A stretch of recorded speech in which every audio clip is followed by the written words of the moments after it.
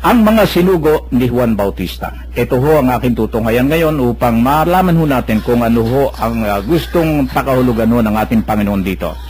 Ang lahat ng ito ay binalita kay Juan ng kanyang mga alagad. Tinawag ni Juan ang dalawa sa kanila at pinapunta sa Panginoon upang itanong, "Kayo po ba ang paririto o maghihintay pa kami ng iba?"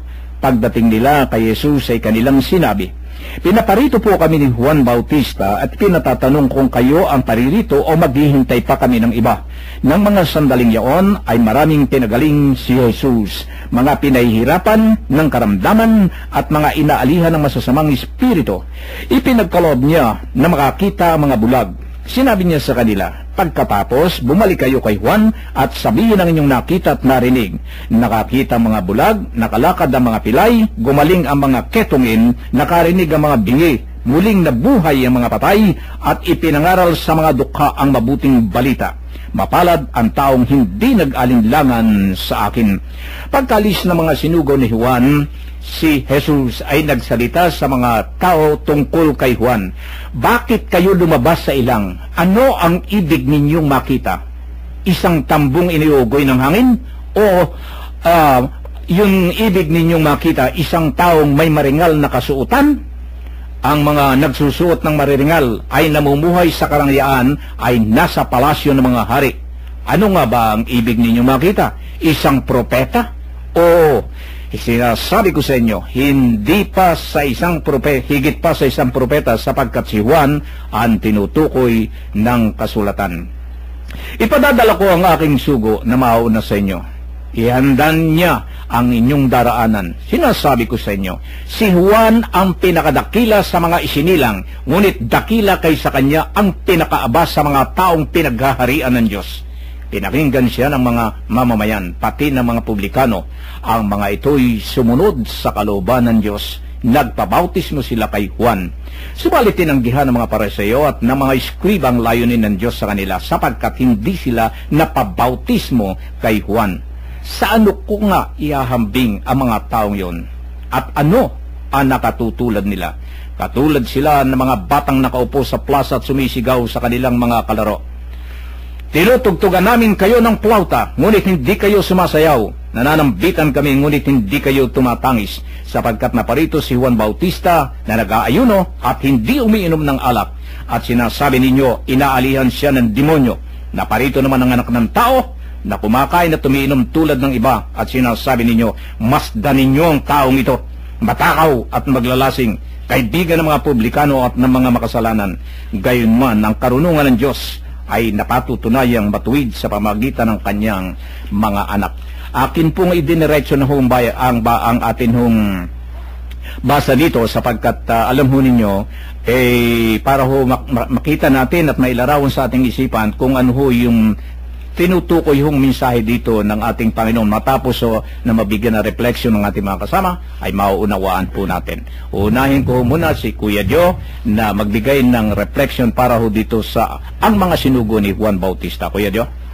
Kuya Min, nakakalungkot. Hanggang ngayon po ang mga mamamayang Israel naghihintay pa po sa pagdating ng isang hari na magliligtas sa kanila, na may kasuotang maringal. Hindi po sila naniniwala sa Panginoong Hesus na siya na ang isinugo ng Diyos upang iligtas ang sangkatauhan. Yan ho ang kay Kuya Joe na nasabi tungkol sa binasa ko. Si Kuya Ben, may 2 punto po tayo na dapat dito ay alamin ang kabuuan. Naalaala ko yung aking kaibigan na kasama noon sa trabaho. Sabi niya, alam mo pare, sabi niya, walang santong nakilala kung hindi magmilagro. Nag-isip ako noon sapagkat sa kaisipan ng tao, ang makikita rito kung hindi pa magpakita ng mga bagay-bagay na kakaiba, hindi pala makikilala ang isang tao.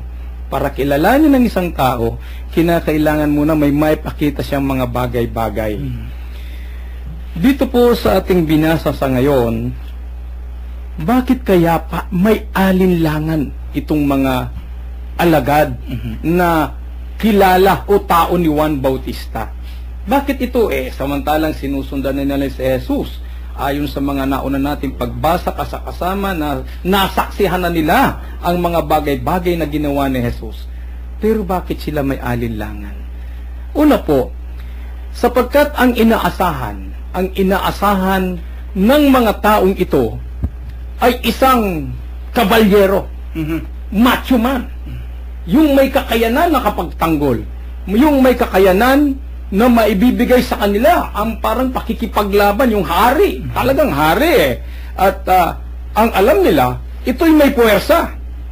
Kaya napakahirap sa kanila na maunawaan nandun ang kanilang alinlangan sapagkat mali ang kanilang inaasahan doon sa kanilang nakaranasan at nararanasan. Sa gitna po ng bagay na ito, ninanais nila ang katiyakan. Tinitiyak muna nila, ikaw ba talaga ang pinadala o mayroon pa hubang darating na iba? Tayong mga Katoliko ganito hanggang sa ngayon Totoo ba ang ating tinatanggap sa ating pong Santa Mesa si Jesus? Totoo po ba na itong iniinom ng pare ay totoong dugo ni Jesus? Yan yung mga bagay hanggang ngayon Dala pa rin hanggang ngayon itong mga katanungan na ito, na ang tao'y napakahirap ipaliwanag bagamat nakita na ang lahat ng bagay na ginawa ng Diyos, hirap pa rin silang maniwala sa mga bagay-bagay. Ay ito nga yung pinapalalim ni Kuya Bert nung araw pa yung paniniwala tungkol sa tinatanggap na tinapay na katawan ni Jesus at ang dugo. Alam nyo, minsan may nagbiro pa sa akin bakit naman ganon, Brad? Bakit yung pare lang ang umiinom ng alak, tayo hanggang doon lang tayo sa hostya. Tingnan niyo yung pananampalatayang yan, Gayong, sa salita lamang ng Diyos, doon lamang sa kanilang pananampalataya, ay natinanggap na nila sa Jesus ng buong buo. Sapagkat ibinigay na nga niya kanyang sarili, inihandog na sa sambayan ng Kristiyano. Bakit hanggang ngayon, alinlangan pa rin sila na ang kanilang tinatanggap ay mismong dugo at laman ng ating Panginoon.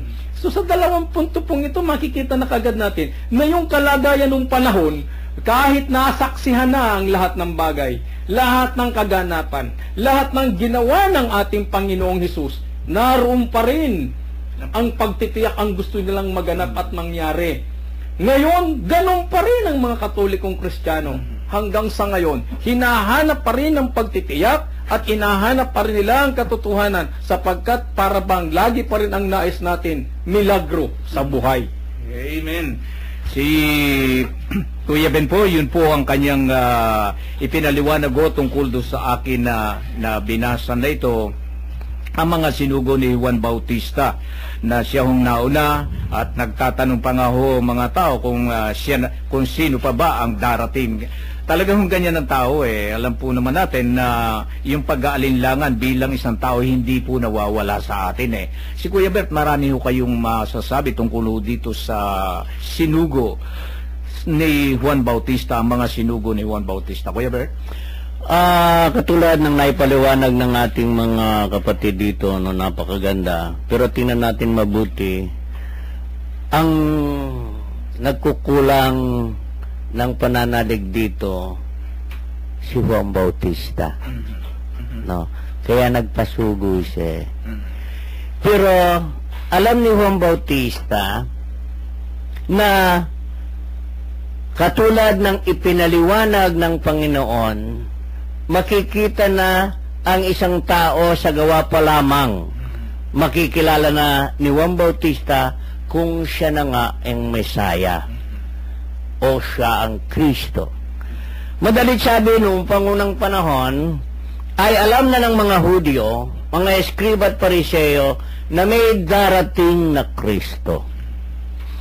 Pero itong si Juan Bautista, sabi nga ng Panginoon doon sa halos kalagitnaan, noong binasa mo, Kuya Min, sinabi ng ating Panginoon, si Juan ang inutusan, na sinabi sa kanya, ipaghanda mo ang daraanan at tuwiran mo ang dadaanan ng Panginoon.